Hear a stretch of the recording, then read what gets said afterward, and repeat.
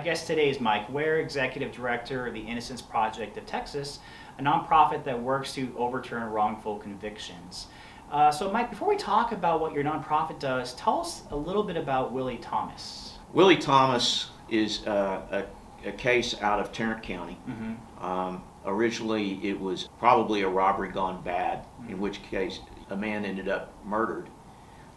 There were evidently a number of people involved. Willie Thomas was convicted of actually being the trigger man. There were co-defendants who got deals and testified against him.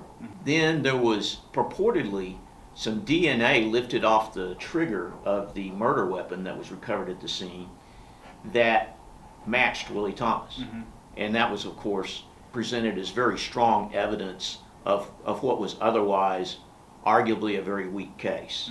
Texas has a specific law that says you cannot be convicted based on the uncorroborated testimony of co-defendants.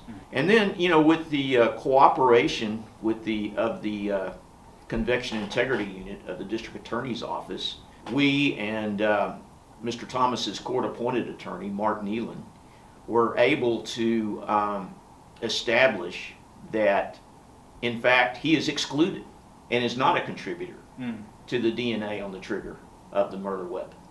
We're arguing, and the state has actually agreed that he is entitled to relief, that at the very least he should have a new trial. And because of the favorable DNA results, the law provides that makes him eligible for bail, even though he is still, at this point, still convicted. And he's out on bail. Now he's on house arrest or home arrest. People are probably wondering, how does the Innocence Project of Texas find cases and then decide which cases they'll take?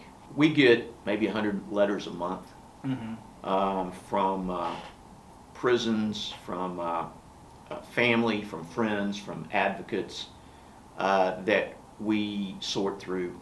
Sometimes lawyers will come to us with a specific case. And they go through a tiered process. Some are, we can tell from the letter itself, they're not actually claiming actual innocence. And we're not a full services legal clinic. So the time period it can take for this whole process to go through several years, 8-9 years, it can take a long time, correct? Yes, yeah, absolutely. And I mean, we've had some that were, in prison much longer than that. The post-conviction process is set up to fail.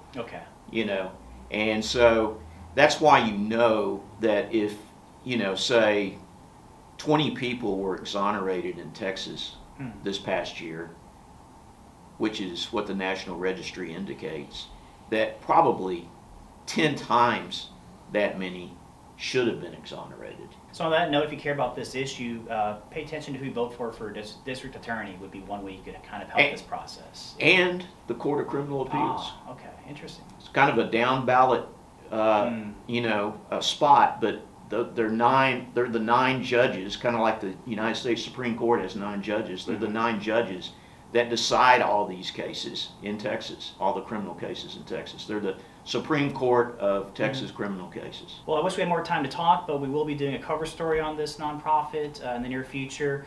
What website can folks visit to make a donation? InnocenceTexas.org. Okay, all right. Thank you. Well, Mike, it's been good talking to you. Best of luck. Thank you. Great talking to you. Thank you.